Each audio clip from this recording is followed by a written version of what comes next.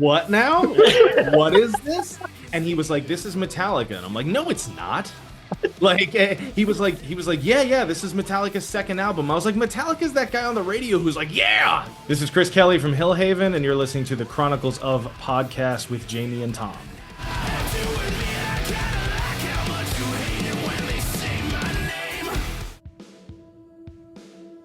Hello world, Wednesday 13 here. Hey, this is Tom Stain. Hello everybody, I'm Ronnie Ledrew. Yes, my friends, my name's John Mahon. What's going on, everybody? It's Tom. And it's Jamie. Welcome to the Chronicles of Podcast. Ladies and gentlemen, theys and thems, this week we are back with a brand new interview. This week we bring you the singer of a band that got Tom very excited on an edition of the show a few weeks back. Well, Tom, damn to dream, and now we have this week's guest. After this interview, we can say that this time tomorrow, you'll have a new favourite band. Put your hands together, enter the temple and tomb as we bring you Chris Kelly for the Chronicles of Hillhaven. That was a fucking fantastic intro. Thanks for having me. It's great. It's awesome to be here. Oh, dude, it's literally amazing. Before we get into it, literally, I think it's about 3 or 4 weeks ago, I was sat on my stairs waiting for my dinner to cook, and I was flicking through Instagram. You know, I just doom scroll for ages, like, oh, cool, another cat falling off a bench or whatever. Right. Then all of a sudden, this clip for Sycophants just appeared on my screen, and I went, what the fuck is this? Like, that campaign is working. Just like immediately, I was like a meerkat. You know, it's like straight up, like, yeah, I love this. What is this? I want more. Give me more. And I instantly fell in love with your band, and I just wanted to put that out there straight away. Dude, thank you so much. Yeah, I'm super stoked to hear that. That is going to be my number one for Spotify rap this year. Hands down. Hands fucking down. Anyway, enough sucking your dick. How has your Monday been? I mean, no one's gonna ask to get their dick sucked for the last time. I don't think.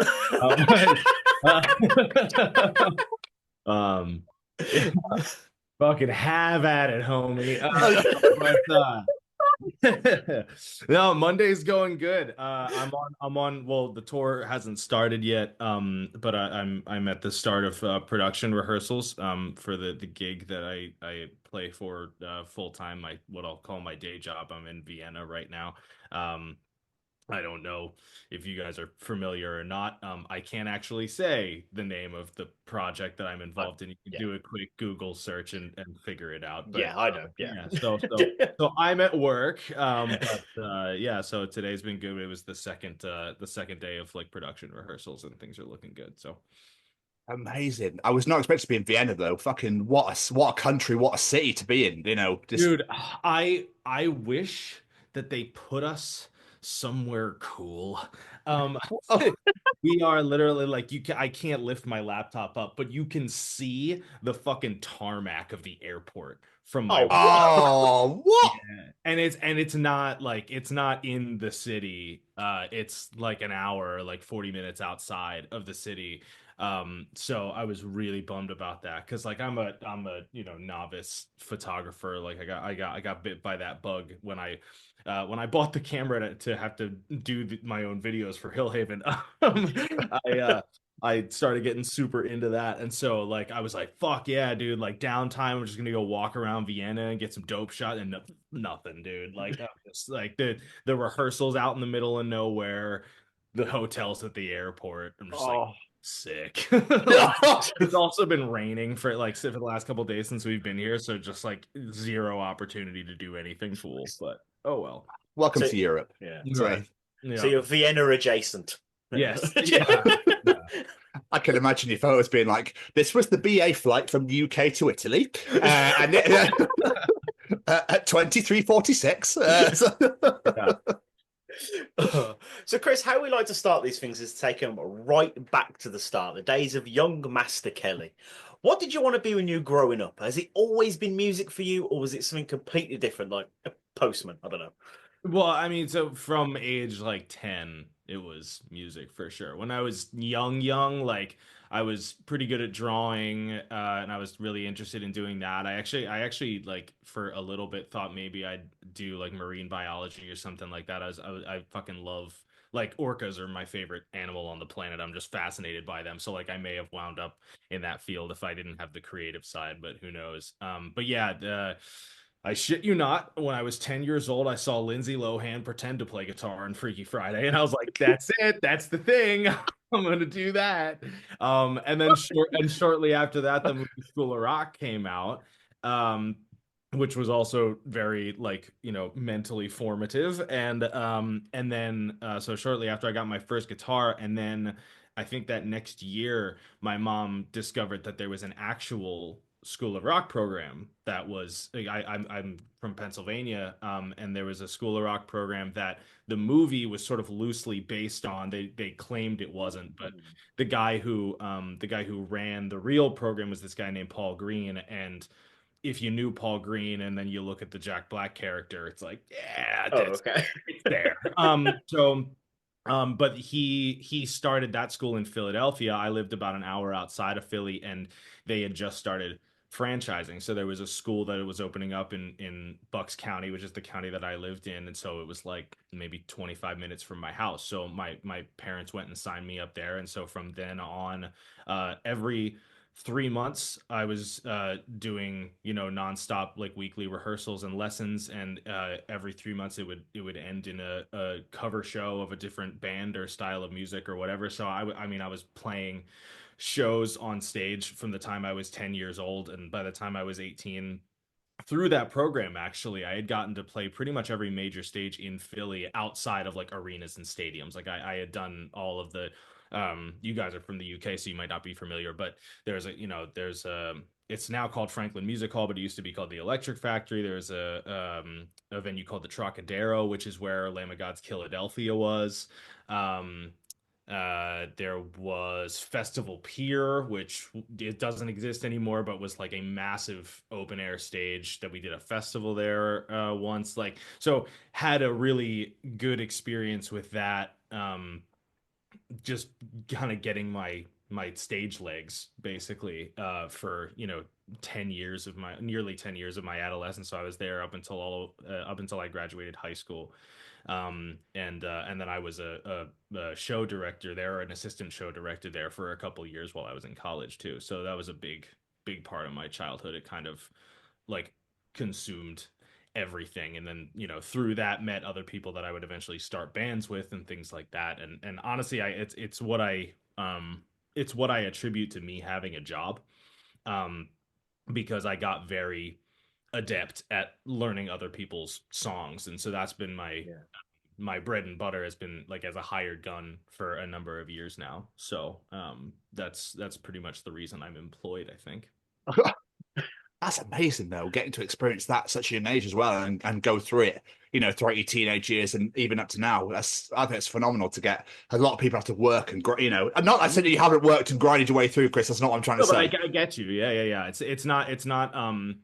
A lot of people don't have those kind of opportunities. I also I can't deny that I had a relatively privileged upbringing. Like there are depending on your kind of economic background and stuff like that, you might not have been able to afford a program like rock school, you know what I mean? And so unfortunately in recent years, Paul Green doesn't run the thing anymore. But there was actually literally this week like an article got released where some of the former students in what they call the All-Star program, which was like the elite players of the school. I never made it into that, by the way. Oh, but and that was something that it was Paul Green was this kind of, he was one of two like adult kind of authority figures in my life that like had that thing of like, oh, if I could just get his approval, like yeah. like my life would be. It was him, and it was my high school choir instructor or director or whatever you call him. And turns out both of those guys were like kind of monsters. Okay. Yeah, my high school choir teacher recently, within the last couple of years, got, and I did get his approval, but luckily not all of his approval. Very questionable. Very questionable things with students and stuff. And then and Paul Green, it doesn't seem, the article, I haven't finished reading it, but it doesn't seem that there was any like physical sexual abuse or anything like that, but just very kind of inappropriate sort of inserting himself into kids' personal lives and things like that, which is really unfortunate because it's just something where like both in different ways, both Paul and my choir director very much had not as extreme as in the movie, but you know, if you guys have ever seen that movie Whiplash, right, where that jazz band leader is just, if you haven't seen it, it's incredible. But J.K. Simmons plays this jazz band leader who is just an absolute tyrant and does not pull any punches, will just straight up insult you.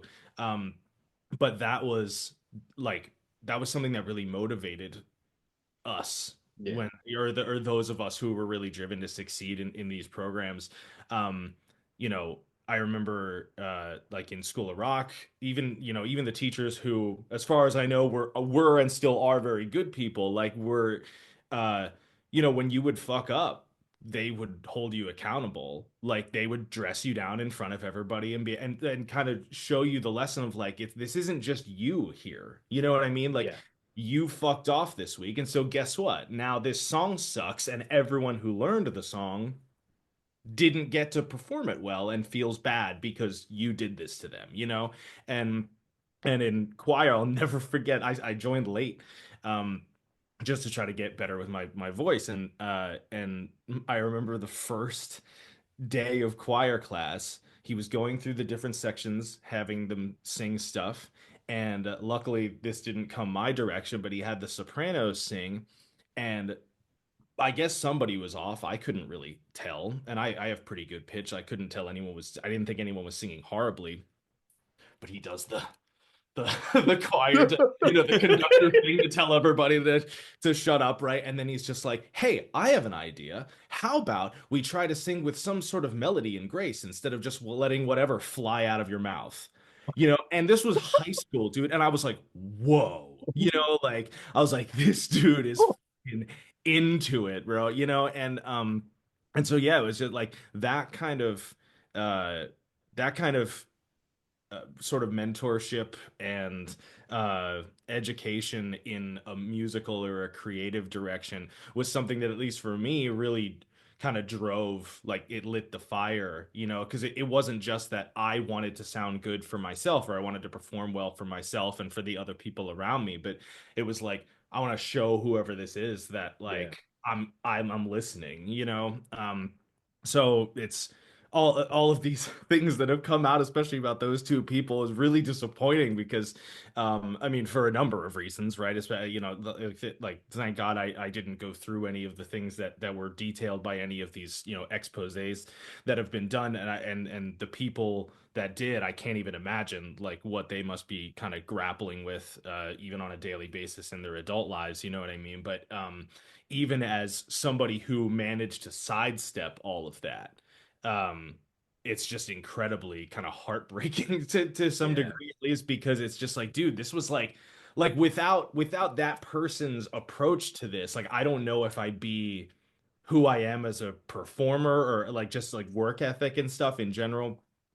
So to have that kind of tainted and stuff is definitely a bummer, to say the least. But during, in it, before I knew all of that shit, it was a very, formative and motivating and positive environment for me anyway. It's like, how do you move on from that? Like, yeah, I know, right? I just kind of opened the thing. I kind of opened the entire episode with just like, "Hey, so I knew two monsters for a while." Bye. Segue. How do we segue out of child abuse? I'm out. I got nothing. The mind-blowing thing is, why do people think they can actually get away with that shit? How does it even enter?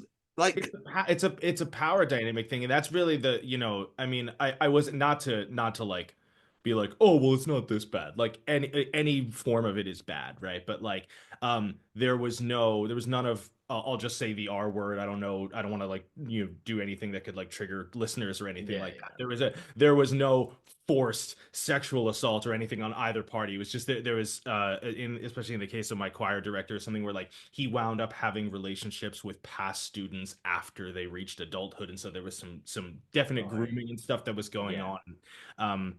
And, just one of those things where like you kind of had the trust of a lot of people, and then it just became like, became gross, reading that kind of stuff. So, but to answer your question, I imagine that the answer is just that you are in a position of power, not only over the students, but to a degree over their parents, right? Because their kids are performing well and they're excelling beyond their peers. In both cases, both of these guys, if your child is particularly talented in one of these areas, and so they're getting put into these special groups like the All Stars, or different like smaller sections of the choir that would do harder things, or go on international trips and things like that. It's like your kid's accomplishing something. And so I mean, how many times do we see examples of this? I mean, even like in the documentary about like Michael Jackson and all of the stuff, all of like his alleged victims and stuff like that, that were detailing things that they went through, right? Where you hear them talking about it, and like they were kids, their parents were on the tour, and you're like, dude, what the fuck are you thinking? Like, how you know what I mean? Like, how could you not see this? But it's like, but people do get blinders on, you know what I mean? Because like so many good things are happening, and basically unless your kid comes to you and says like, this person just did or said this really horrible thing to me, like what reason do you have to think about it? You know what I mean? So it's definitely a shame, but that dynamic, for people that have ill intent has worked in a lot of cases, unfortunately. Yeah, disgusting. Absolutely disgusting behavior. Anyway, let's move on from that. Thanks for being here. Tune in next week. Oh, sorry. What a way to start, Chris. That's what I'm saying. I know. I fit, dude. It's one of those things, like, especially with the School of Rock stuff. Just because I think it was yesterday that I saw this article pop up. I don't even know how it came up. But like for whatever reason, like I saw that it came out. I think it was like on YouTube of all places. I think it was like in a comment or something, and I was like, "What?" So yeah, so it was just something where like now that I know that information exists, like if I was like, "Oh yeah, I did this program called School of Rock and it was sick," like I'm just my brain went right to like one person who read the article is going to be like, "You're one of them," like, so just like, no, I'm not. I promise, I'm one of you. Like I'm on your side. I'm clean. Yeah, right. Anyway, so how did you actually get into the world of rock and metal then? Was it parental influence, or did you just discover it by yourself?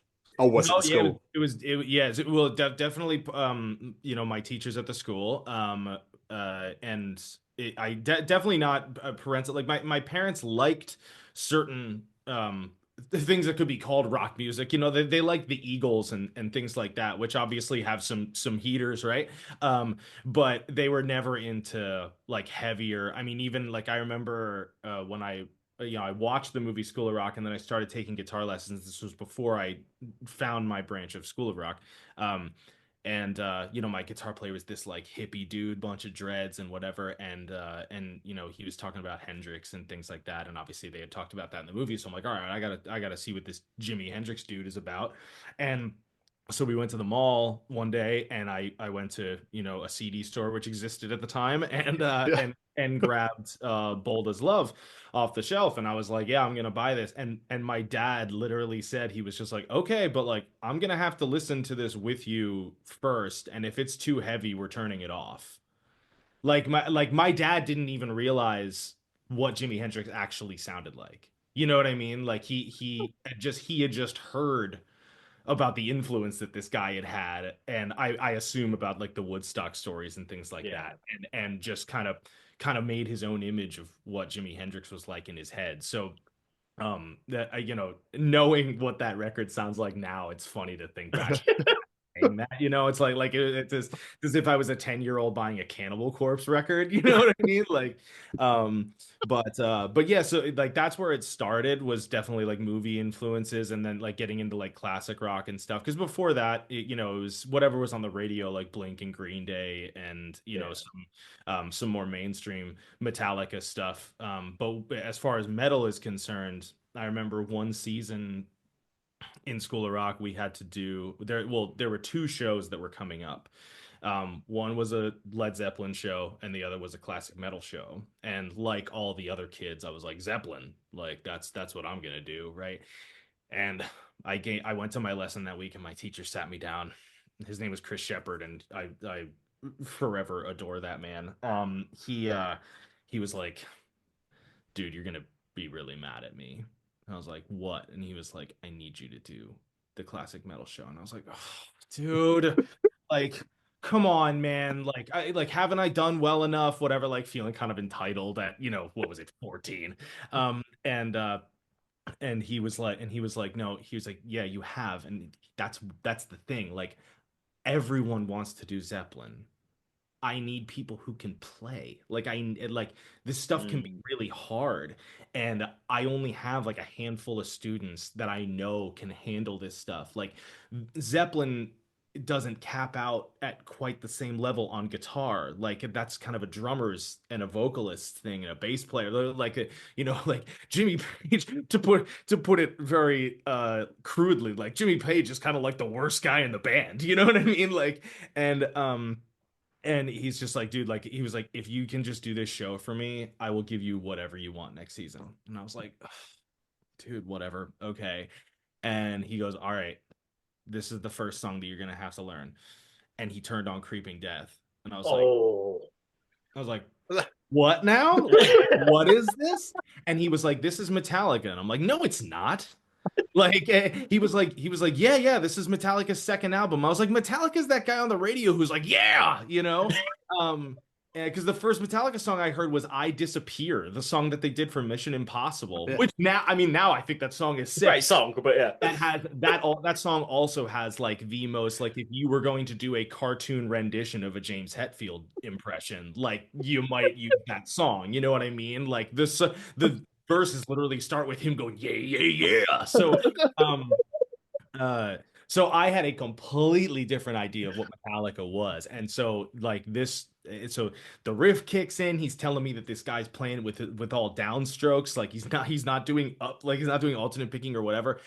And I'm like, wait, what? Like, I don't even know how to do that. And then it gets to the solo, and I was like, he's not doing that with downstrokes too, and he's like, no, you could do alternates for this one, but yeah, that was, and I shit you not, like the second that we finished playing that song, it was like tunnel vision. Like I was like, Zeppelin who, Yeah.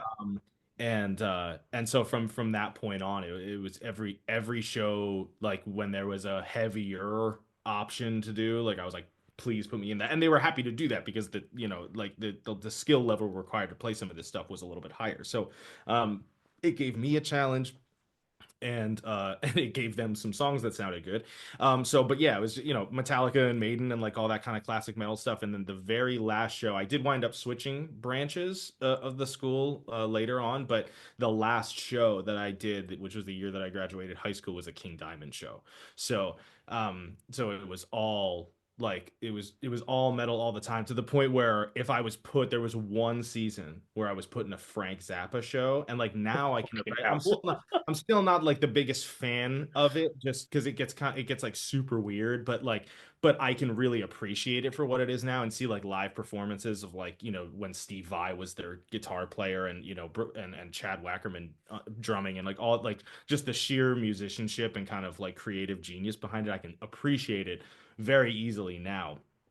In high school, dude, I was like, what the fuck is this? Like, in the worst way, I was like, cool, I'm gonna hate my life for 3 months. Like, this is some of the hardest music that I've ever played, and I feel no accomplishment when I get it right. You know what I mean? Like, it just was not for me. So like, I would get upset if I was put in a show that wasn't heavy to some degree, so like it was.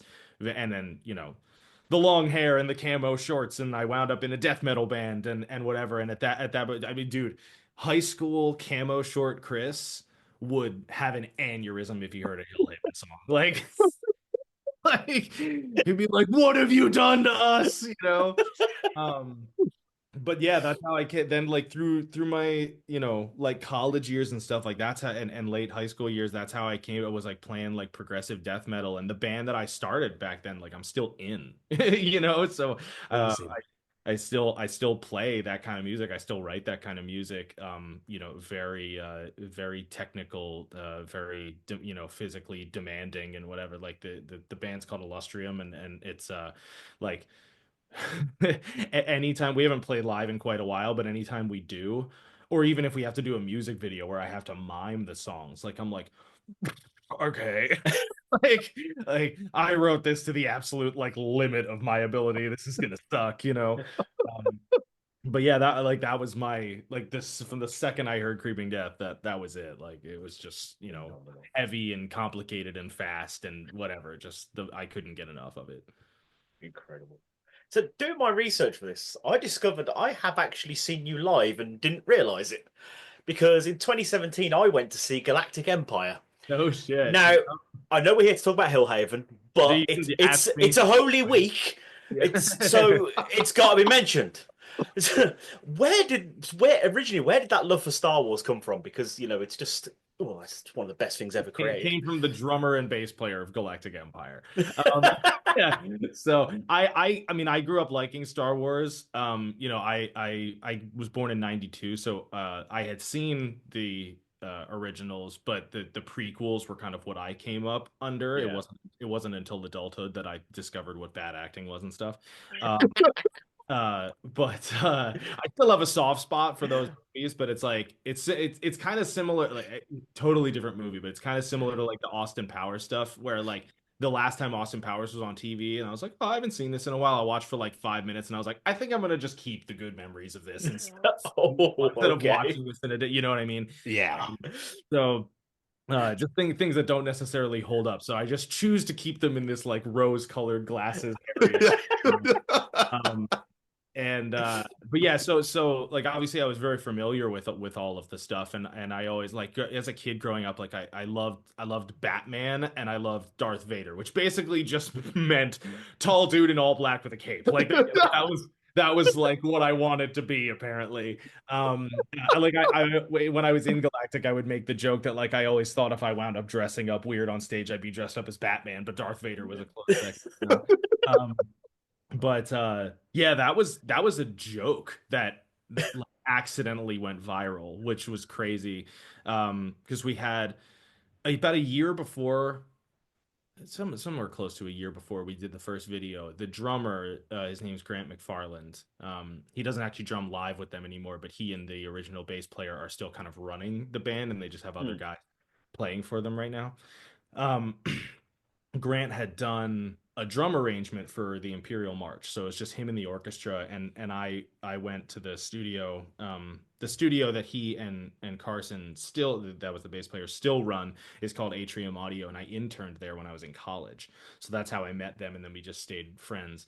And so I helped do the engineering for his drum video for that song. And at the time he was like, I want to try to get like 1 million views on YouTube, right? That was his goal. That was before any like, algorithmic research had been done on different social platforms and wherever. I don't even know if Instagram existed back then. It probably did, but I don't even know if I was very active on it.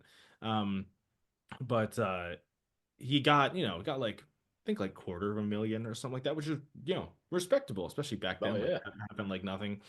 But then I was working at Sam Ash, which was a music store. It was like the main competitor of Guitar Center over here for a while. And he texted me one day, and he was like, I have this idea to like expand on what we did for the drum video. Like we could add guitars somehow and try to do like another video where we're all playing, like however many of us are playing, like we're all playing this part, and say maybe that could get some more attention, like, but I don't really know how it would work. And we spent about a week or so like brainstorming, and somehow came across the thing of like, well, I mean, like classical music is, there's a lot of metal bands and stuff that are like neoclassical influenced and things like that. Like, so the stuff already kind of lends itself pretty well to guitars. So maybe instead of trying to like write a guitar part to go over it, we can just redo what the orchestra does. And Grant having like Rain Man level perfect pitch, he was literally able to just listen to the orchestra and like pick out what every section was doing and just like program it on a MIDI lane and then send it to me, and I just recorded the leads. So all of the guitars are doing, it's a 1-to-1. It's doing exactly what the John Williams Orchestra was doing, and then he just wrote his drum parts. And so we did the main theme and we did Imperial March, and then we were like, okay, well now we got to figure out what to do for the video. And at that point, we had put so much work into like the production of it that we were like, I feel like just doing a playthrough with a bunch of dudes like isn't enough, you know? So maybe it would be funny if we wore costumes. Oh, what if we could get a green screen? Like, you know, it became one of those conversations like you have a similar way Hillhaven started, where you just have one of those conversations with a bunch of your friends of like, wouldn't it be cool if? And then like you just it's one of those things that usually never happens. But then like Carson's dad was a partner in like a film studio that was local, and they had like a whole crew and a cyc wall green screen and like did like legit stuff. And I guess he pitched them like, hey, we want to do this video idea like for this Star Wars stuff, and they were like, that sounds hilarious, we'll do it for free. Oh, nice. And, yeah, so dude, our first music video, first of all, we were walking in, it's like this huge warehouse. Like before we open the door, Grant and I just look at each other like, can you fucking believe this is what we're doing right now? And so our first music video was like full production, full crew, like interns on the set that would come and take my helmet off to give me a sip of water because I couldn't reach it with the shoulder pads, you know.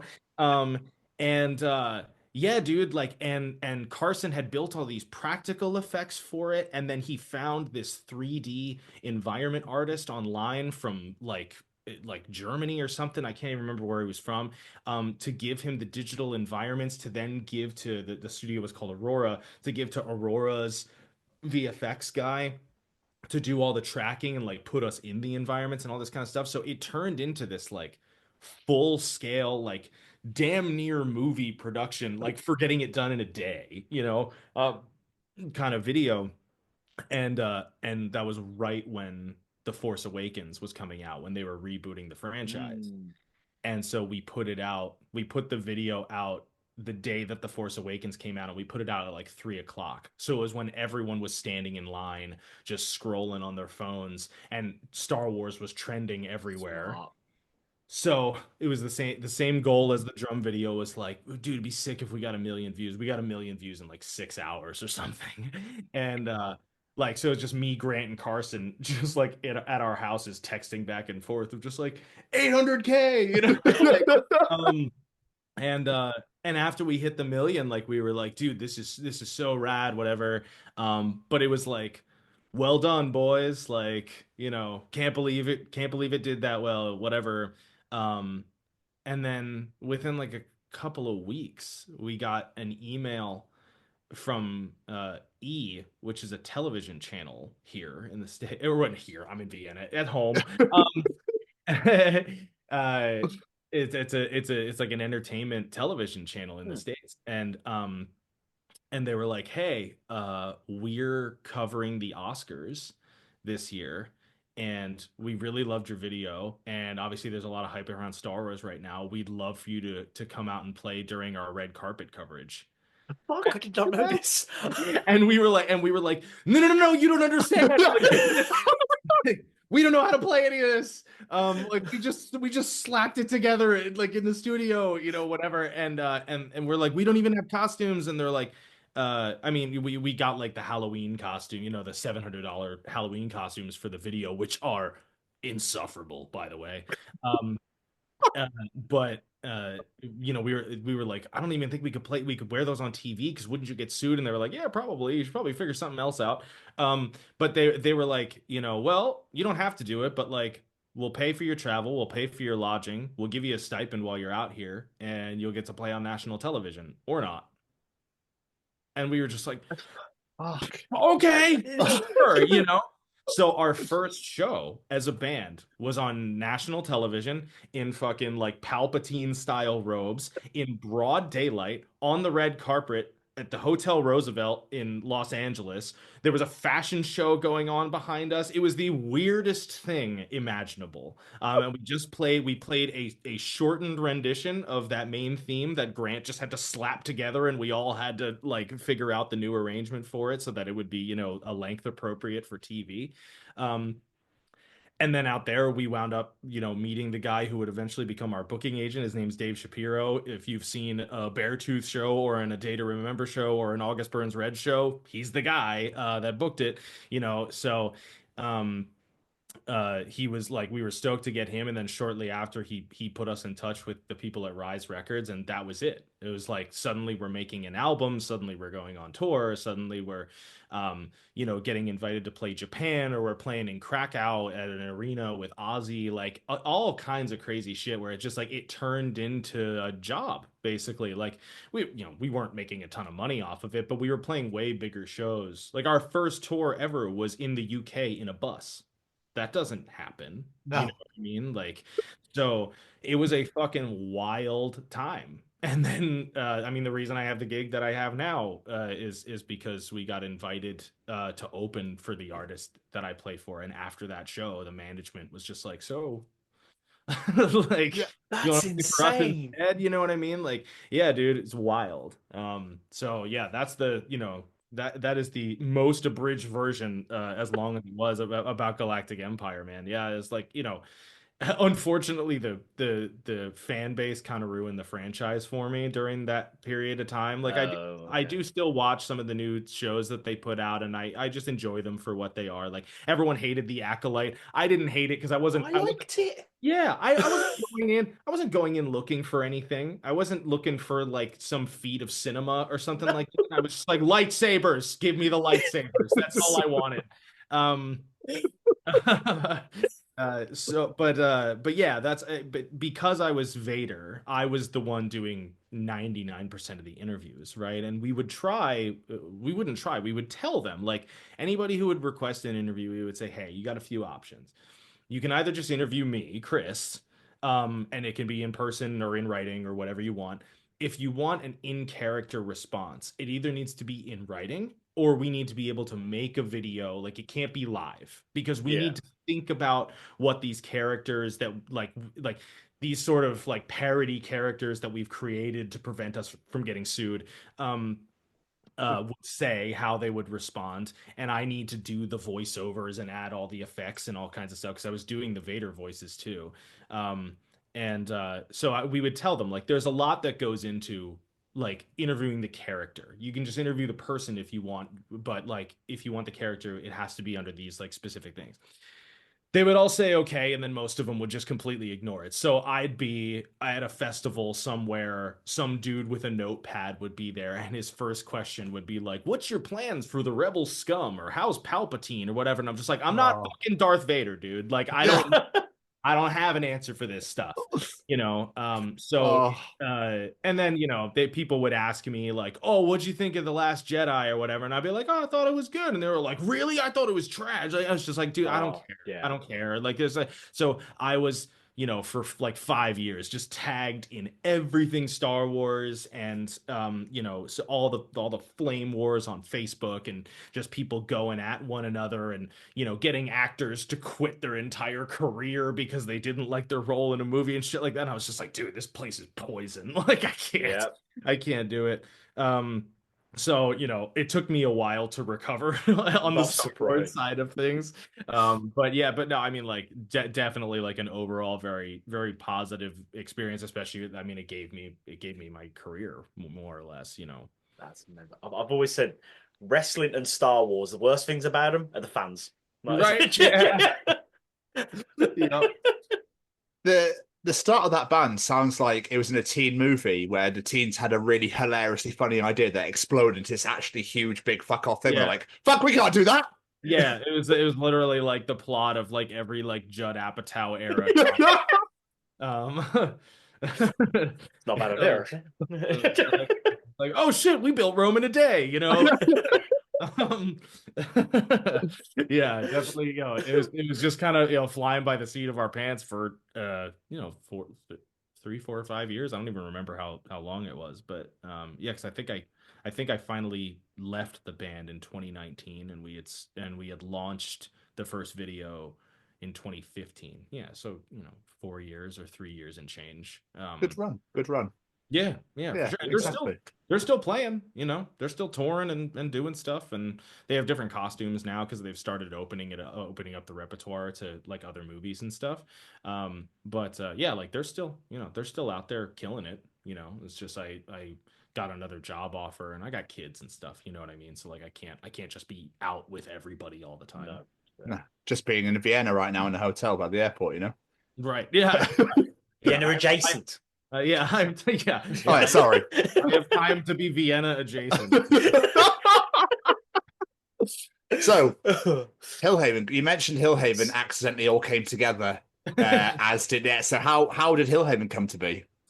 So the original lineup that we launched with last year was myself, Ricky Armelino, who people might know from Ice Nine Kills, and then Maddie Madiro and Jimmy Bennett, who people know from Ashes to New. Yeah.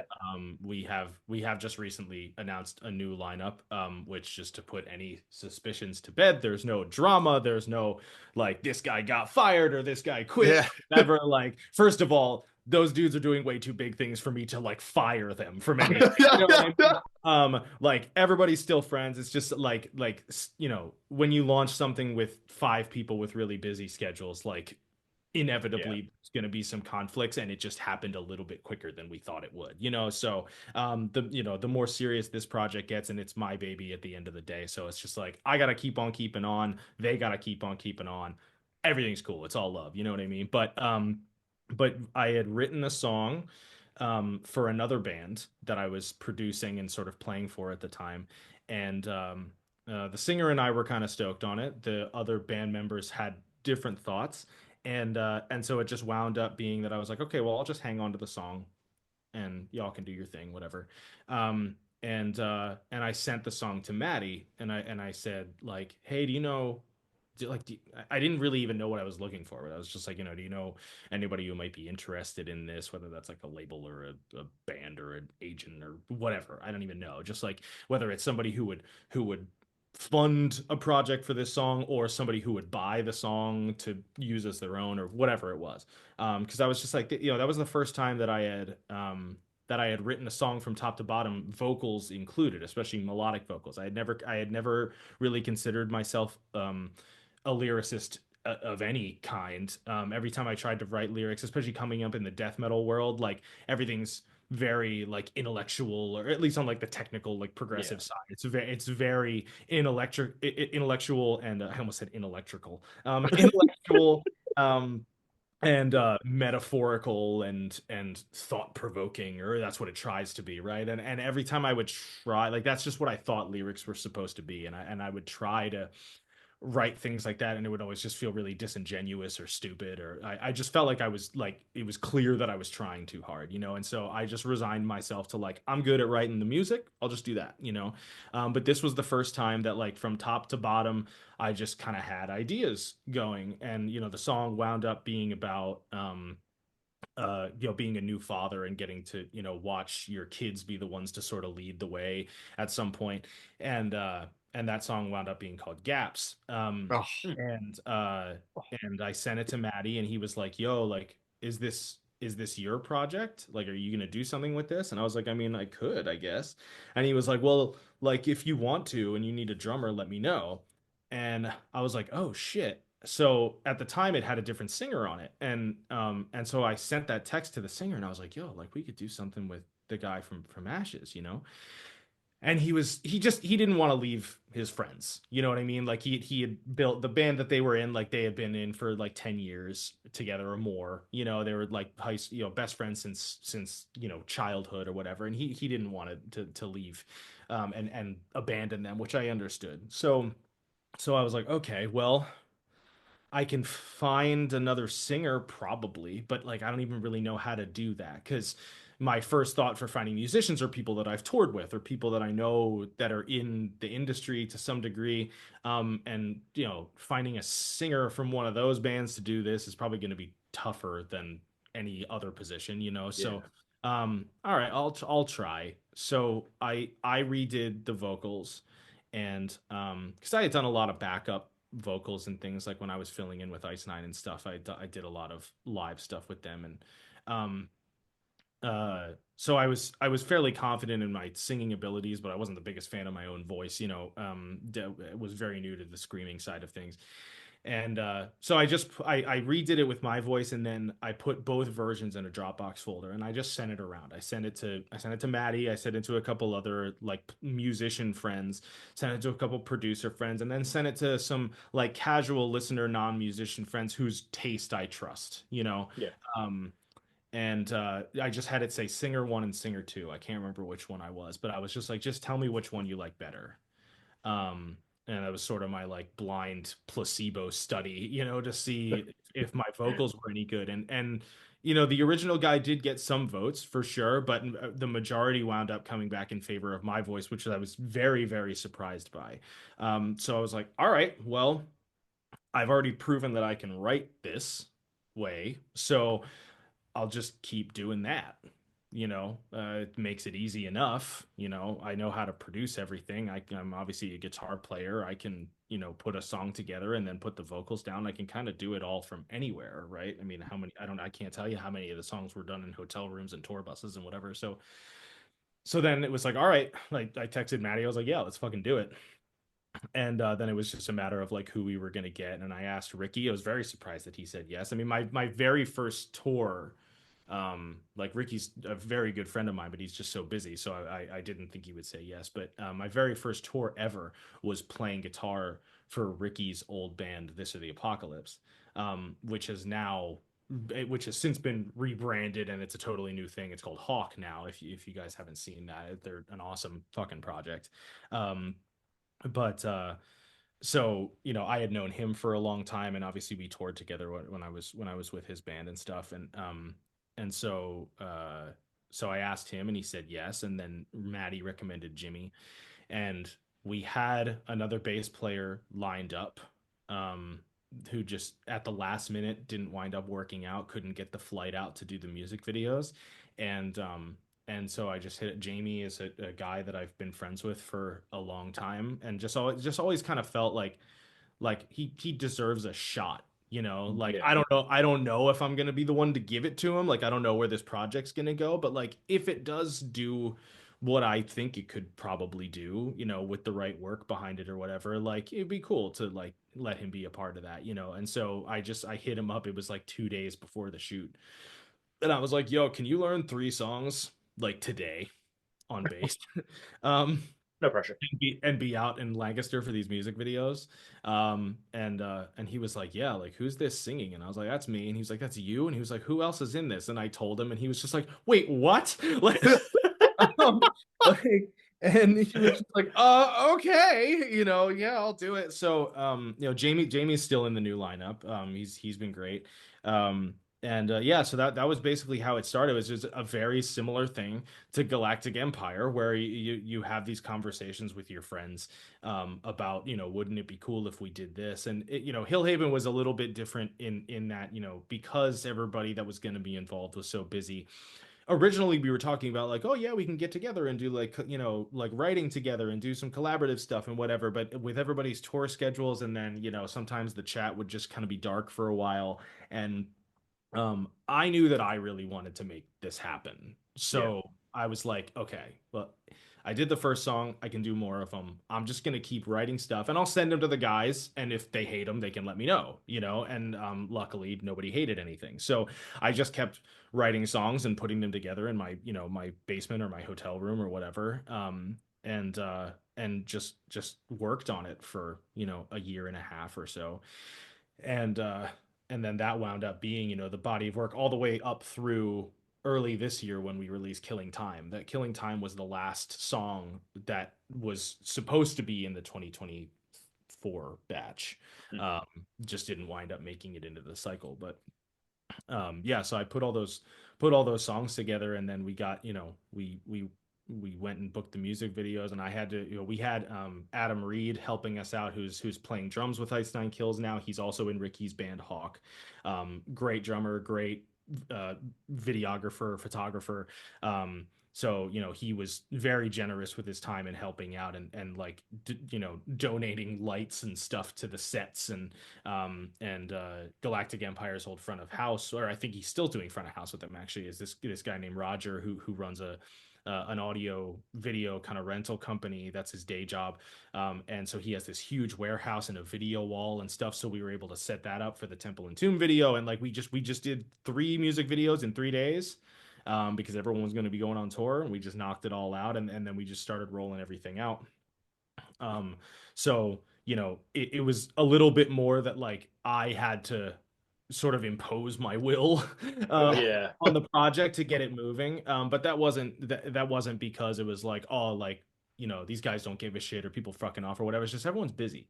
You know what I mean? So it just it became clear to me that like I'm going to have to kind of be the one steering the ship, and if anybody has any objections, we can talk about it, but otherwise I'm just going to kind of give him the plan, and it went well enough. I mean, you hit us up almost a year later, from that song. So it was definitely like the reaction that we've garnered thus far is, it wasn't necessarily that I was expecting to get like completely rejected, but it's the internet. I was definitely expecting more hate than we've gotten. Didn't get a single negative comment from the first show that we did at the end of last year. Haven't seen a ton of like, the worst comment is somebody like, I didn't really like the video so much on something. You know what I mean? Like, it's just, I saw that. Yeah.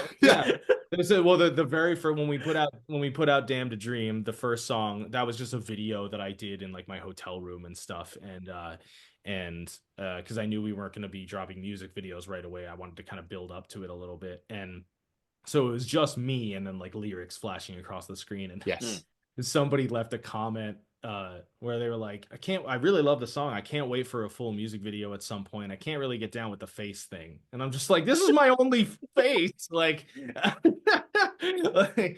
Darth Vader helmet back out. Jesus. Yeah, right. But it's like, I'm not the biggest fan of it either, but fuck off, But no, like, but dude, as far as negative comments go, or like there was one comment where like somebody was like, this is what the metal scene needed or whatever, and then immediately under that they were like, no, it's not. Which fair, but like, so as far as like negative comments are concerned, they've been pretty minimal, and the ones that we've gotten have been like fairly innocuous or just funny.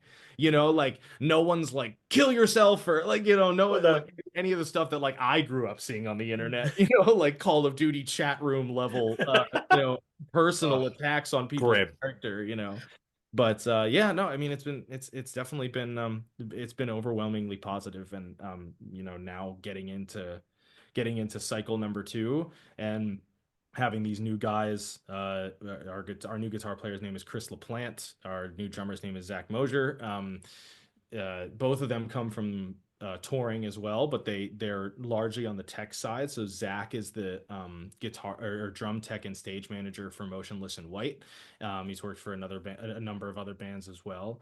And Chris LaPlante, he was my guitar tech when I was filling in with Ice Nine for a while, and he's worked with Motionless as well. But he's mainly been working with Falling in Reverse and Yellow Card as a guitar tech for a number of years now. And he actually did a couple of shows filling in before Mark Okubo came in to do the Falling in Reverse gig. That 3 or 4 shows or something like that before Mark showed up. Chris was the one playing at those shows. So they have the experience. So, and that was a big part of the original lineup. It wasn't just like, oh, it would be nice to have some people with some facial recognition and stuff to help the launch. Yeah. And like, obviously that was a positive side effect of it, but it was mainly because it's like, I don't want to have to hold anybody's hand. If I can get this picked up by, whether it's an agent or a label or whatever it's going to wind up being, like, I don't want to have a group of completely green people. You know, Jamie is the Makes only sense. one of us who's never been on a tour. But he's, you know, he's smart. He's a good listener, a fast learner, like all that kind of stuff. And like I trust the type of person that he is. And also it's just one person who like we can be like, hey, so like in this situation, just kind of do this, or like kind of stand back or whatever. Like as opposed to four other people of having like just me having to be like, please don't act like this, you know. Um, so, you know, moving to this lineup that we have now, you know, we're able to maintain that dynamic of like guys who know what's up, guys who have toured at a high level. But they've just always, you know, they've been really good friends of mine for a long time, and we all gel together really well. And I just know that they both, you know, they have their careers and they're grateful for them, but they want to play. You know, that's like the ultimate goal, right? Is to be players, you know. And I think a lot of techs and engineers and stuff kind of start out that way anyway. So, you know, it's like, look, I know that you always wanted to play, so let's fucking play, you know. And you know, but that doesn't mean, obviously, I'm never going to ask or expect anybody to forgo their own source of income, like for my shit, you know what I mean? So, you know, if at any point a tour happens and they need the money and need to go tech for somebody or whatever, like it's, you know, we'll figure it out. It'll be fine. Like we'll just get a fill in or whatever. But it was just, and that was the attitude with the last lineup too. But it just became like this year when we started scheduling music videos. Obviously, I have to, you know, being the one to schedule stuff and pay for things and whatever. I had to, you know, prioritize my own schedule. And when the other three guys were going to be on tour during the only window that we were going to be able to shoot, it's just like, well, if we can't even get everybody together to shoot, then like that's not oh, the band did a tour or a show and people are like, oh, where's Ricky? Oh, he's on another tour, we got this guy, like whatever. It's just like, if we're not even able to get everybody into the videos, then maybe we should do something. You know, it was just a logistical kind of necessity, really. I guess I imagine when you start this sort of thing, you're like, "Oh, it'd be amazing to get this guy, this," and like you say, everyone's so busy when it comes to the logistics of it, like, yeah, this ain't gonna fucking work, is it? No. Right. And well, you know, last year it made sense because like we didn't really know what was going to happen. We didn't know what the reaction was going to be. Like if we put the first song out and everyone was like, this is the worst bullshit I've ever heard. It's like, okay, well maybe we'll just keep the rest in the tank, you know? But yeah. But you know, we got enough of we got enough growth, and we, you know, like Sirius XM started playing us on Octane a lot. You know, we had 3 songs in rotation over there last year, 2 of which were direct, you know, one of which was a test drive that won the rotation, and then 2 of which were direct premieres that they chose to do for us, which was amazing. And you know, that was, I mean, I cannot overstate like what a big help that is.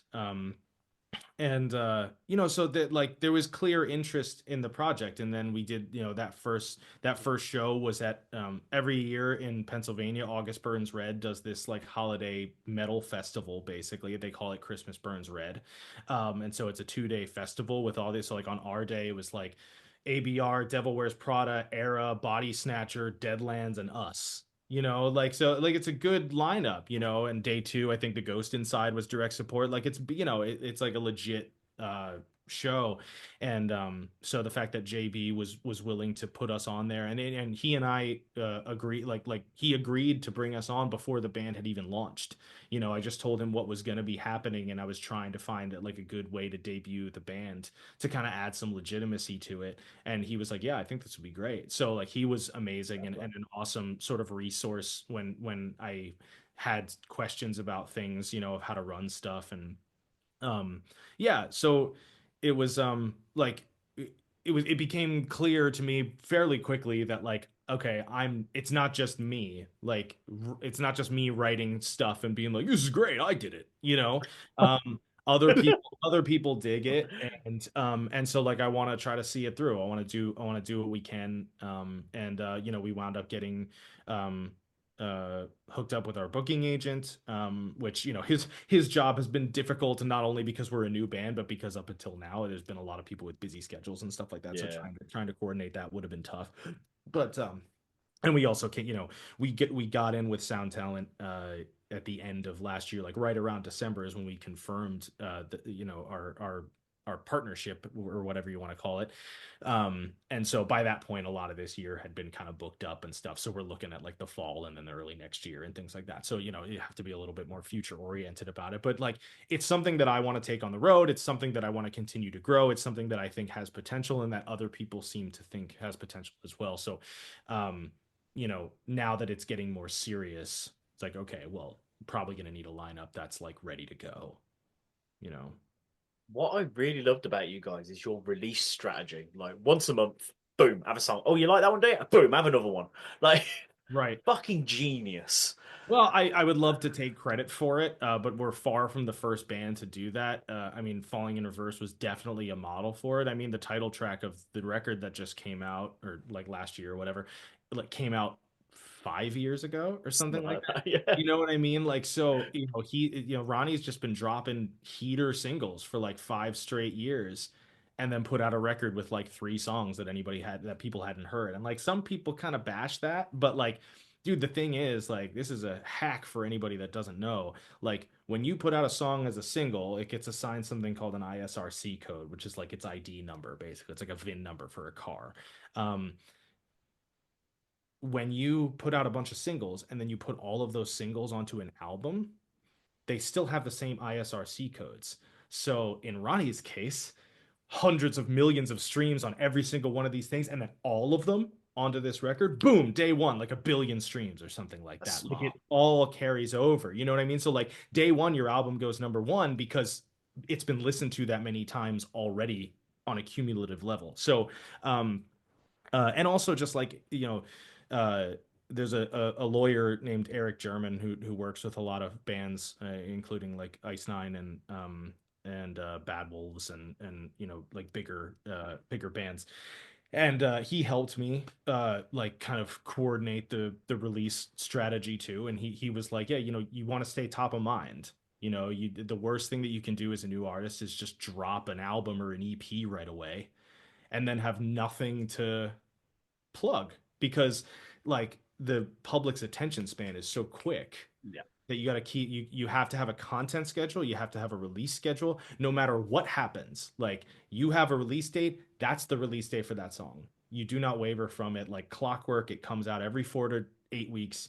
You decide, you know, how frequent you want it to be, and make sure that you have content to post every day. So like, we just announced the single that we have coming out on Friday.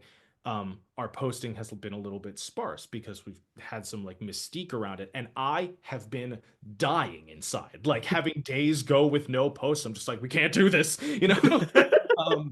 It's like, it's not how it's supposed to be, you know. So we're gonna get back to doing the regular content once the song is out, you know what I mean? But yeah, so there were definitely you know, there are bands who have done it before very, very successfully. There are other people who, you know, kind of helped me you know, put a plan for this together.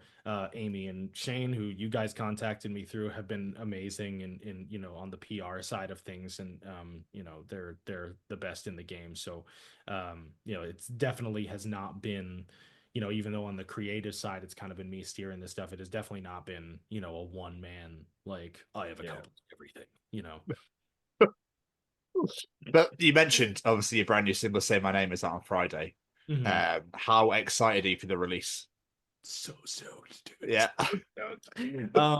Yeah, man, this is like this one, you know, it's funny because I feel like this is probably a pretty typical artist thing. Like, you write a body of work, which is the stuff from last year, and then for a minute you're kind of out of gas, you know, like, you don't really have any ideas in the tank, and you're just like, oh fuck, what if that was all of it, you know. And then when you write that next song, you're like, yes, like, oh, okay, I still have it, okay, thank God. You know, but this one feels, well, the whole body of work that we're going to be putting out this year feels different, not just because there's new people or because, you know, like the songs have developed or whatever, but it's just, it feels more intentional this time. Like, I feel like I have a better idea of like what worked and what didn't last year. And even the stuff that didn't work, like still kind of worked, but just not as well as some other stuff. Like our three best performing songs are Temple and Tomb, Sycophants, and This Time Tomorrow.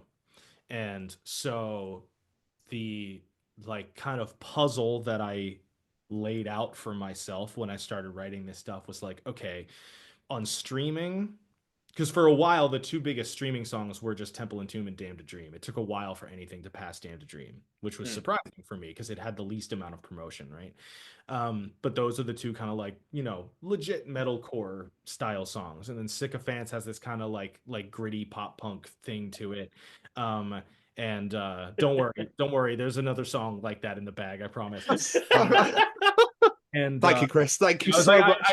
and it was the last one that I wrote for this batch. I was like, we need one like that. Like we need another one. People really like that.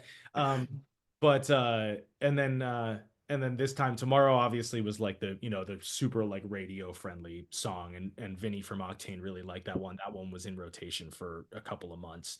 So it was like, okay, so the almost like not, I mean, not entirely, there is some crossover, but in some way it's kind of like the two opposite ends of the spectrum seem to do the best. The really heavy, angry, depressing stuff really connected over here on the streaming side, and then the really accessible stuff connected on like the radio side and YouTube and all that kind of stuff. YouTube, I never thought that our biggest following would be on YouTube. That doesn't make any sense to me because YouTube is notoriously very difficult to break, and I still wouldn't consider us having broken YouTube, but I think we have just shy of 6,000 followers on Instagram, and we have almost 14 on YouTube. You know what I mean? So I'm definitely surprised at how that performs, and I think Octane is a big part of that. But so the puzzle that I kind of laid out when I started writing this stuff was like, how do I put all of that in one thing? Like, how do I give the people who want the heavy stuff while still like having potential radio interest? And so that's been a fun and that ultimately I think that's been kind of the most fun thing for me with this project in general, is because I mean I've written tons of songs in my life, and very difficult technically demanding metal songs and whatever. Like I have my outlet for that, and I have my career where I'm playing on large stages and things like that, and so like I'm fulfilled in those areas. And so this is not only like, okay, well, this is just me doing kind of a new thing, I'm singing whatever, it's sort of a personal venture, but also like the business puzzle of the whole thing of like trying to be intentional with the stuff that you put out, and obviously wanting it to be authentic and true to yourself and all that, like all that nice artistic stuff, but like understanding that like the goal is like you want to make money off of it, you know what I mean? So it's going to take a while, but like what's the best path to do that? Like what's the most efficient path, and how do we sidestep certain pitfalls of being a new band and all that kind of stuff? So that's kind of been the most fun challenge of the whole thing for me in general. So applying that to the music was just another iteration of that, basically. And so Say My Name, I think, is probably the biggest example in the new batch of songs where it's like I really tried to like mesh all of those things together, keep the hooks infectious and have it be largely singing, not as much screaming until it really calls for it. I was really I was studying a lot of bands, Bring Me being one of them, not necessarily stylistically, but just in that, especially in like the newest stuff that they've been putting out, like it's very clear that Ollie and any whatever producer he's been working with, and Jordan when he was in the band, like every part is like a hook. You know what I mean? Yeah. Like the verse could kind of be a chorus on its own. You know what I mean? Like it's not just like, okay, we wrote the hook and now let's throw the verses in there. It's like there is like attention to detail on every single part. And so that was like, Say My Name was the first song that I wrote for this batch, and that's where I like really kind of put all that energy, and I'm really, really stoked on how it came out, and really excited about how the video looks, and like the guys are really stoked about it. And so I have a good feeling about it for sure. Oh, so excited. I'm excited. Yeah, So I can't wait to hear it. I'm getting like giddy little, you know what I mean? Like the inside sort of thing. Right, Like, right. because I've literally been going back. I struggled to like pick favorites, if you know what I mean. Because Sure. all of your songs sound so, they have their own like life form. They're just so different from each other. So Mhm. like I absolutely loved every single one. I actually really struggled to go, oh, I prefer this one over this because of this reason. I mean, obviously Sycophants is very much my domain, is very much where I will listen to like Sure. I want to break shit, beat the crap out of people. I want to go nuts. I love it. You want to feel happy while you're doing it. Yes. Yeah. I feel you. Literally. Yeah, and well, then but that is, I really appreciate that you brought that up about like all the songs kind of having their own identity. I Yeah. do think that there is sort of a clearer direction that the band is taking in this new stuff, but at the same time, like, and again, not necessarily one to one on a stylistic level, but like A Day to Remember has been kind of a North Star for me. Just in terms of like, it's not that like, oh, like I want to do pop punk stuff too or whatever. It's just that I want to be able to allow myself the freedom to like, if I want to write a song that sounds like this, I'm going to do it, you know? Yeah. And I'm going to try to make it the best that it can be. And I'm going to try to make it sound, I'm going to try to, make it just as it feels right. And just trust that because it's me writing it, it will find its way in with the other stuff. Yeah. And I think, I mean, that band especially has probably been the biggest example of that over the last 20 years of just like, they'll put out a song and half the fan base will be like, this is the best song ever, and half the fan base will be like, this is trash, and then the next song it flops. So it's over. Yeah, of course. But nobody stops going to the shows. Exactly. They all go because they're like, all right, well, like one side's like, well, I got to sit through LeBron, but at least they'll play fucking something off of Homesick. You know what I mean? Exactly. Whatever. But then there's people that are there because they're like, I hope they play LeBron. You know what I mean? So, like that's the goal, right? Is like you get to do kind of whatever you want and it appeals to the largest amount of people possible, but it doesn't feel like you have an identity crisis. You know what I mean? Like that's a sweet spot that not a lot of people get to get to reach. And I certainly don't, my band is not anywhere near as big as A Day to Remember. We are very much in our infancy still. So I don't mean to be like, and I have achieved this thing that people can't get to. But like that's just the aim. You know what I mean? Yeah. That's what I would like for my career to culminate in, that like for people to be able to kind of say things like you've said of just like, I love that all of your songs kind of have their own style and whatever, like, because variety is cool. Exactly. And it's meant to be brought A Day to Remember because they're my favorite band in the world.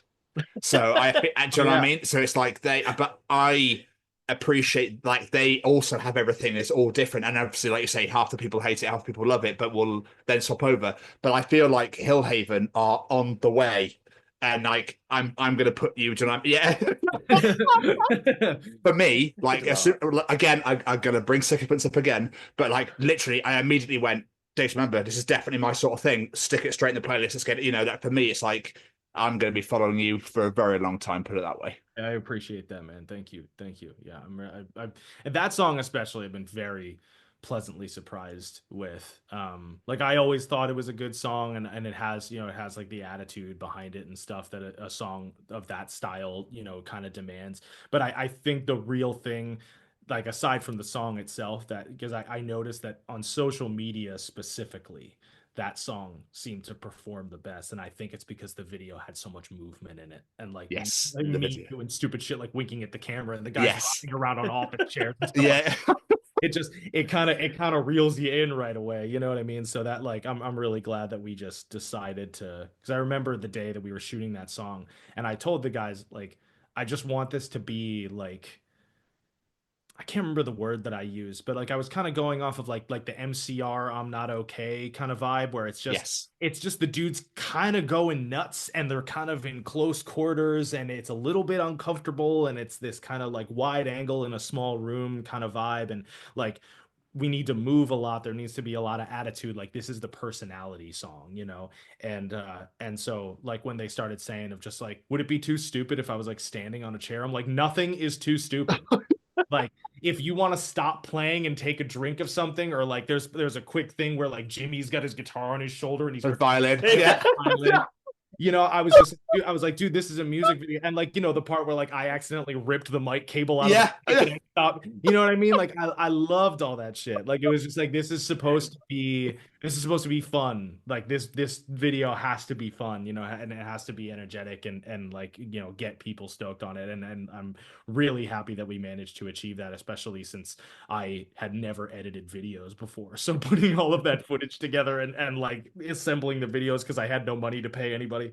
I'm happy that one's hit to a degree. No one fell off the chairs, did they? No. Okay, good. I was gonna say.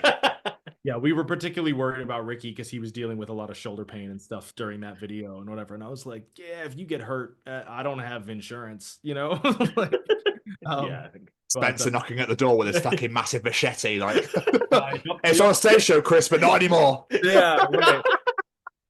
But yeah, no, I mean, that whole, I'm really happy with how that first rollout went. But I feel we did 3 more music videos for this new stuff, and hopefully we'll get to do some more for the stuff that's coming out. And I mean, but just either way, I'm really stoked to finally be getting it out there, because all year so far I've just been kind of chomping at the bit of like, okay, what can we put out? Because that's part of the reason why we were doing the 4-week thing, is because like the Spotify monthly listeners refreshes.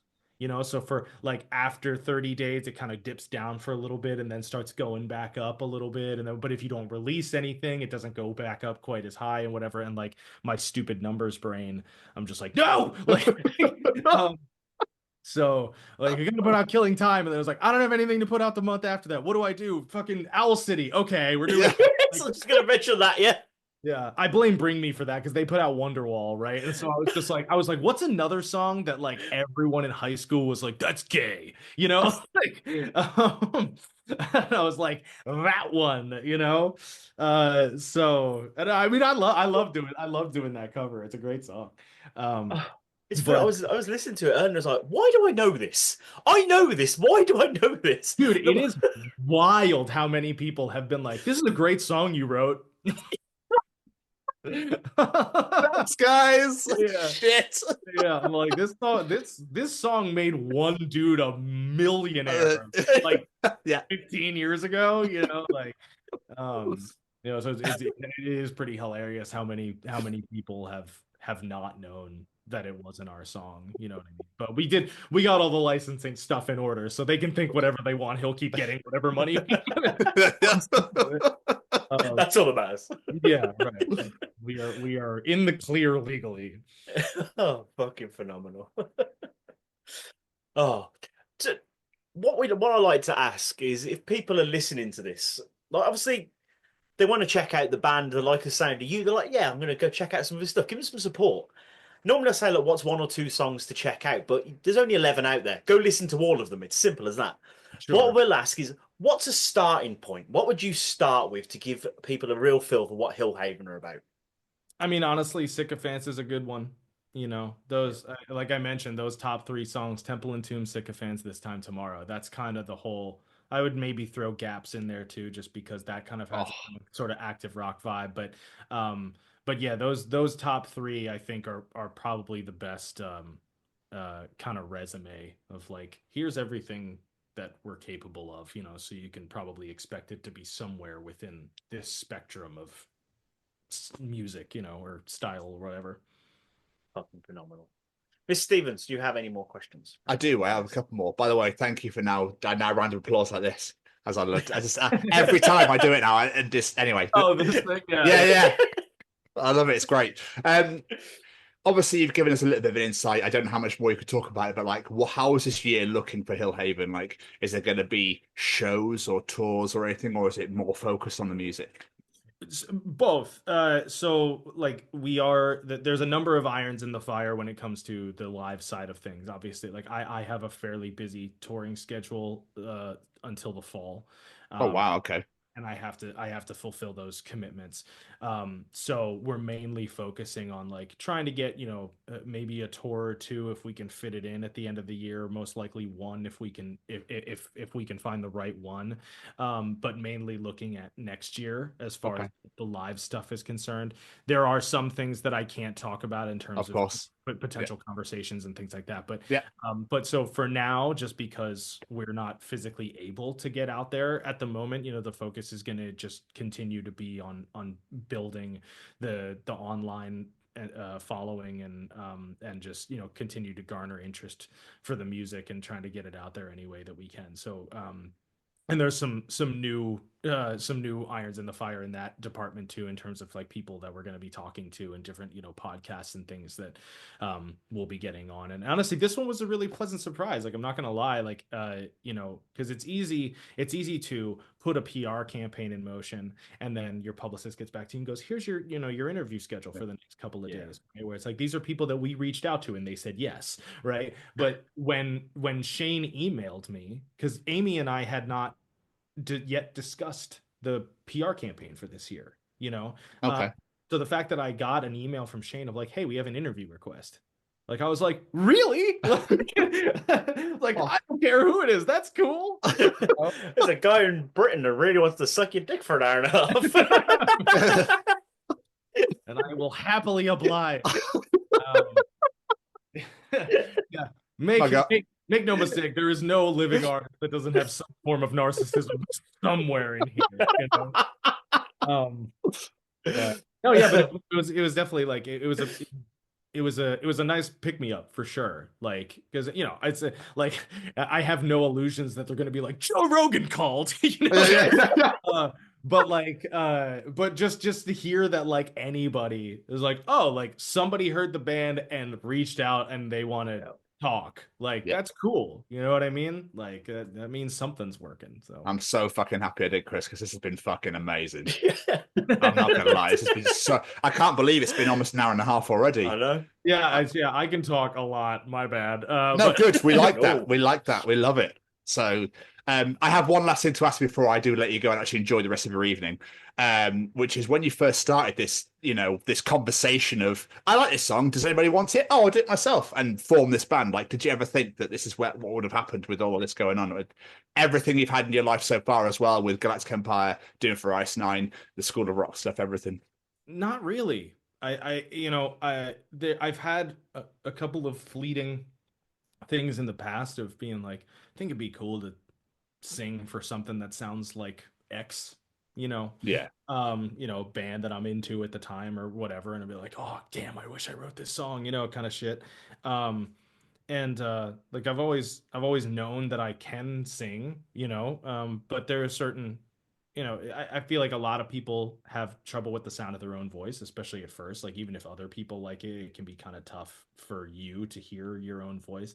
And to start trying to put, I think that's why Sycophants is still a special thing for me, and was kind of like a big influential thing in terms of the new material, even if stuff sounds a lot different. Is that like that was the song where I like really tried to put some charisma into my voice, because like if you can't tell by the way that I talk, like I just said, I was like I was like what they used to call a grammar Nazi on Facebook. If somebody was like, you're way off, but it was like YOUR. I'm like, I'm off what? Like my way off what? So I pronounce things correctly as often as possible, and I have a generally decent vocabulary and whatever. So like singing in a rock band doesn't necessarily require that. So listening to people like Gerard Way and things like that, who, there's no way he talks like this, like using a lot of teeth and shit. Like, it's like, okay, like you gotta strip away your speaking brain and just try to like rock it up a little bit, so that was always the biggest hurdle when I would think about singing for anything. Like I would do plenty of like in my band Illustrium, the death metal band, like if there is clean singing, it's very few and far between, but if there is, I do that. And I would do what the fuck, sorry, some random window just popped up. That's happens. And I would do, harmonies and stuff because I have a pretty decent range. So a lot of times with other bands that I was playing for, I could do like higher harmonies or things like that, and I can kind of lay tracks down pretty quick because my pitch is pretty solid. So like that kind of stuff I was confident in. But as far as like being a front man, I just never really saw myself in the frontman capacity because I had always been a guitar player, and my main source of confidence both as a player and as a writer was in that area of things, in the instrumental side. Like I wrote some songs on the last From Ashes to New record, but I only did the instrumental. I didn't really contribute much to the vocal side of things, and that was kind of where I was happy staying because that was my comfort zone, but I'm definitely happy that it turned out this way. It forced me out of my comfort zone. And now the biggest challenge is just managing my ego. So we'll see how it goes. So nobody compliment me too hard. But yeah, no, it's ultimately I didn't really consider this much of an option as far as my career was concerned. But I'm really excited about it now because it's just it's something that I get to just pour only myself into, which is also new as far as a creative venture is concerned. Not that I'm not open to collaborating with other people, but it's more of like, okay, this is the kind of song that I would like to hear. Can I make it? Just like trying to push my limits in that regard. So it's been a fun experience thus far, and I expect it will continue to be. Fingers crossed anyway. Yeah, I mean, they always say to never neglect the balls, Chris, and I think that Hillhaven is going to be fucking flying, and I'm so excited to see where you guys go, and I'm really excited for you. Plus, meeting you for the past hour and a half, you're a fucking legend as well. Dude, where are you guys in the UK? I'm in London. Jamie's in Birmingham. Okay, I'll be in London at the end of the month. So if y'all want to hang out, I'm down. I'm 150 million% down. Yeah. Do you have my Did they give you my email and stuff or no? I don't think. No, I think it was just through Shane. Yeah. Okay. So yeah, I'll just have Shane pass along my contact info. Okay. Yeah. If you guys, I think I'm gonna have a day off or something in London or whatever. So yeah. Count me in. You guys seem like a good hang. Oh, thanks, mate. Appreciate that. I taught you how to change your name on Zoom, so fucking hell. It didn't change, dude. See, it still says it's gone back because you edited it on the thing. I think when it comes up on the main screen, you can do it on the main. I don't fucking know. It asks at the start, like, what do you want to be called? So okay, I gotta stop just hitting enter. yeah, basically, yeah. My fault. But seriously, dude, this has been so much fun, and I really appreciate you taking the time out. I know you're a fucking busy boy right now, obviously doing what you're doing at the moment out in Europe. So, and I hope you manage to get back to your family soon as well. Yeah, it's going to be a long stint. Over the next 4 months, I have cumulatively 2 weeks at home, so that part sucks for sure. Oh, dude. But comes with the gig, you know what I mean? I'm paying the bills, and I'm grateful for that. Not a lot of people get to do this, so that's not lost on me. But yeah, I really appreciate you guys having me on. It really has been a blast. Like you guys are very easy to talk to, which is not the case for everybody. Yeah. There are some interviews that I did last year where I had some people text me of like, "You look like you don't want to be here in this interview," and I'm like, "Because I didn't, dude. It was awful." But this has been a very fun and easy conversation. So I appreciate y'all as well. Not at all, Thank man. you Not so at all. much. Two things before we let you go. Plugs, social medias, websites. Where can people check you out in the world? Yeah, so Hillhaven on Spotify, obviously. As far as socials, Instagram is at Hillhaven Official. I think TikTok is at Hillhaven Band. Something happened with that. I think originally when we made the TikTok, I I had Jamie, because I'm not super active on social media anymore, but I had Jamie convert my personal TikTok into the band's TikTok because I had a decent amount of followers. But the reason I had a decent amount of followers is because I made a stupid video ranting about the wild thornberries one day. So yeah, it's still up there. You can go find me on Oh my TikTok. God. I haven't made a video since. As if we couldn't love you anymore. My work here is done. Yeah, because that video got like 1 million hits and I got like 30,000 followers, and I was like, I don't understand this platform, and I just stopped using it. So the algorithm thinks that I'm like an internet comedian.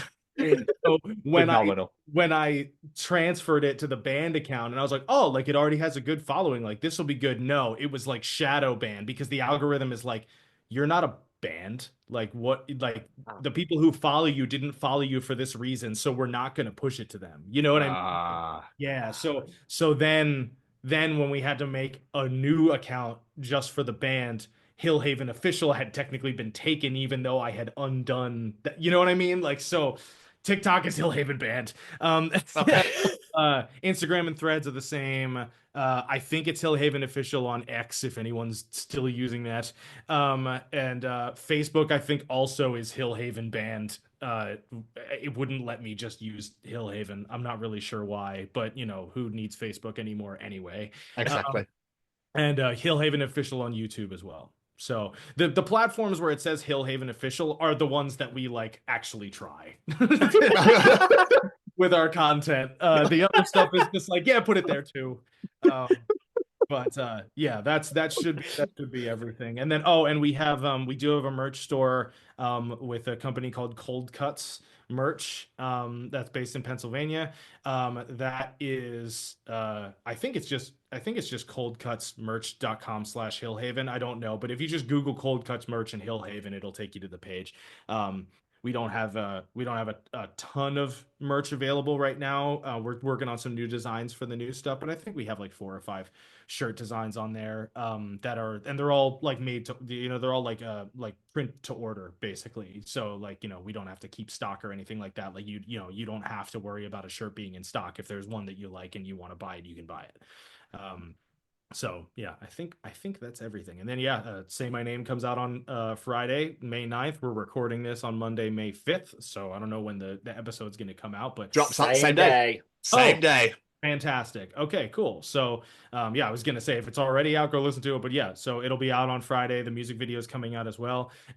It will be playing somewhere else a little bit before that. That will be announced tomorrow. There will be a few different locations that you can hear the song, but Spotify and YouTube and all that normal stuff will be active on Friday. Incredible. Chris, this has been so much fucking fun. Likewise. Unbelievable fun. Thank you so much for taking the time out. As Tom said earlier, you're a busy boy, so really appreciate you taking the time out. Not at all, man. This is, night off. My work day was over. Had no issue.